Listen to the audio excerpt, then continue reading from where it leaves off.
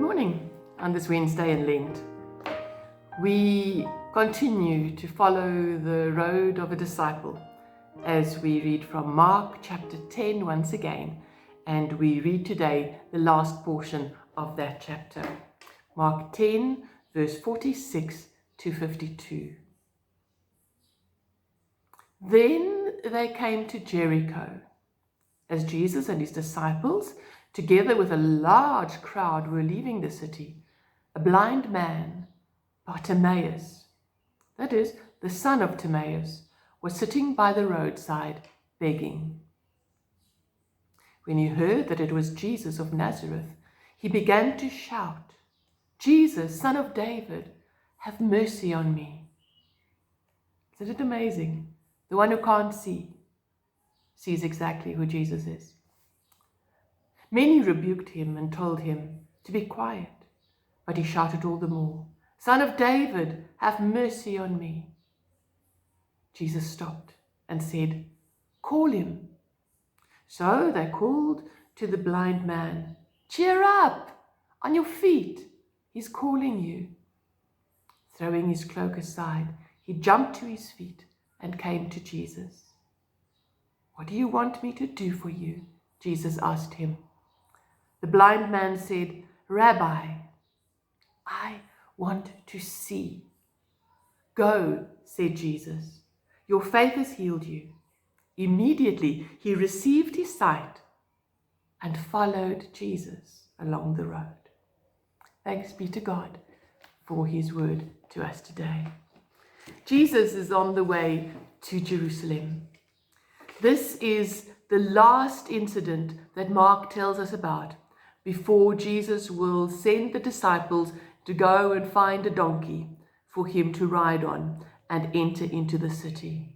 You can just imagine what was on his mind as he was walking from Jericho towards Jerusalem.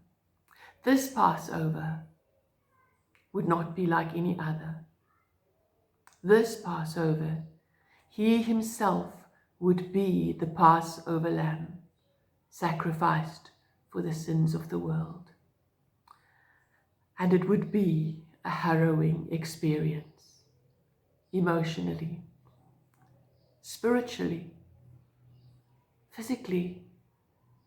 It would take every bit of strength he had. One can't imagine it. One wouldn't be able to blame Jesus if, while he was walking from Jericho to Jerusalem for this last part, if he was preoccupied, if he was thinking his own thoughts.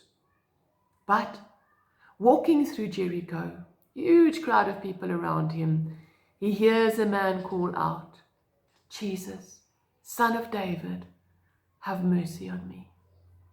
And the people try to silence the man. Who is he after all? Just another blind beggar. Jesus doesn't have time for every blind beggar on the road. But Jesus stops. This is what Jesus does. He pays attention. He does not walk away until the man is healed. He stops. He stops for blind Bartimaeus. He stops for Zacchaeus under the tree. He stops for the woman who touched his cloak. He stops for the mothers who wanted their children blessed. Each time he stops for them, there is a life-changing moment.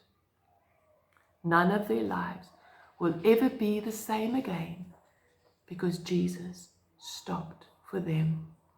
He stops for you. Jesus stops and notices you, loves you, heals you, saves you. I wonder whether Bartimaeus was expecting Jesus to stop for him.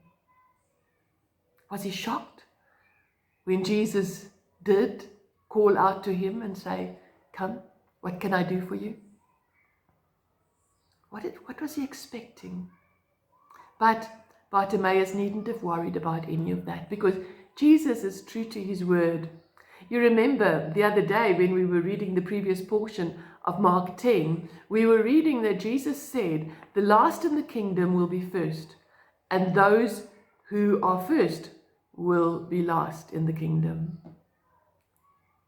Bartimaeus in Mark 10 and the rich young ruler earlier on in Mark chapter 10 show up this truth of Jesus beautifully. Just look at it. The one is wealthy and respected.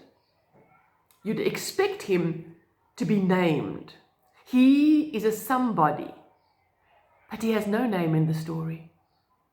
But the one who is a nobody, a beggar, someone with no status at all, has a name, and he is respected. The rich man goes away sad. Bartimaeus, on the other hand, is healed, and he follows Jesus along the way joyfully.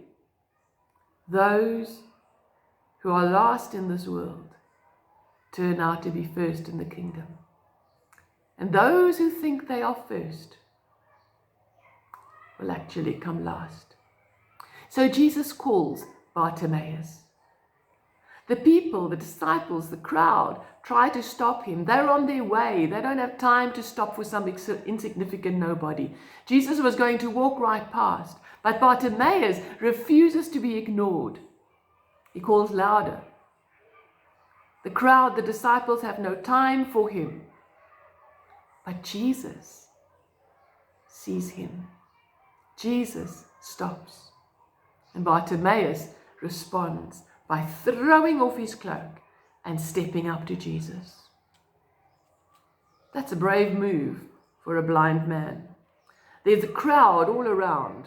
They don't say how many, but you can maybe just even imagine 100 or 200 people walking down the road with Jesus. Dust everywhere.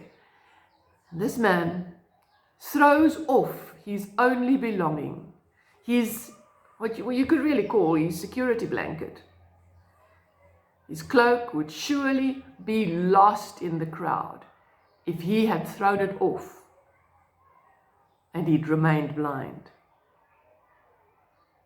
But for him, nothing matters. Nothing matters. Once he's going to be with Jesus, everything would change. For him, there is only one thing, only one priority. Let the cloak go. His priority is to stand before Jesus. Nothing else mattered to him. And as Jesus heals him, do you see, the man doesn't even go home. He doesn't send a message to his family to tell them what's happened. Without hesitation, he knows who healed him, and he knows whom he will follow. He follows Jesus down the road. This is the story of a true disciple of Jesus. He knows where his hope is. He will let nothing and no one stop him, and he follows Jesus wherever he leads. Together with this short video, I will put on WhatsApp and email 1 or 2 questions for you to just think about in terms of how you might identify with Bartimaeus as you continue your Lenten journey. May God bless you today.